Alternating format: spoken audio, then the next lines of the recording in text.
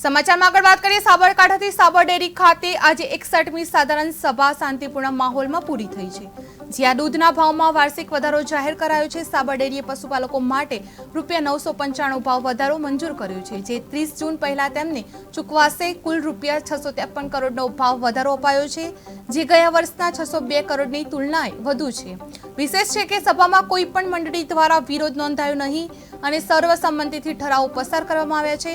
આ સભા દરમિયાન મહત્વનો નિર્ણય લઈને હવે ચેરમેન સાથે સેક્રેટરીને પણ સભામાં પ્રવેશ મળશે। 3 લાખથી વધુ પશુપાલકોના હિતમાં લેવાયેલા નિર્ણયો વચ્ચે સઘન પોલીસ બંદોબસ્ત હેઠળ આ સભા સફળતાપૂર્વક સંપન્ન થઈ છે।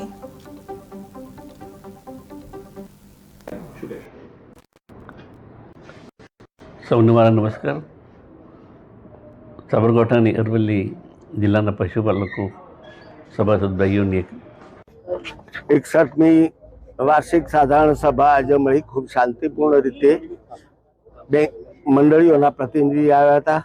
એમના જે પ્રશ્નો અગત્યના અંદર એમના હૃદયમાં જે હતા એ 30 ચોપેલો અમને ભાવફેર મળવો જોઈએ એ મળવા અંગેની ચેરમેનશ્રીએ જાહેરાત કરી। આજના અધ્યક્ષ સ્થાને ચેરમેનશ્રી સાબર ડેરી શામળભાઈએ જાહેરાત કરી કે આવનારા દિવસોમાં 30 ચોપેલો અમે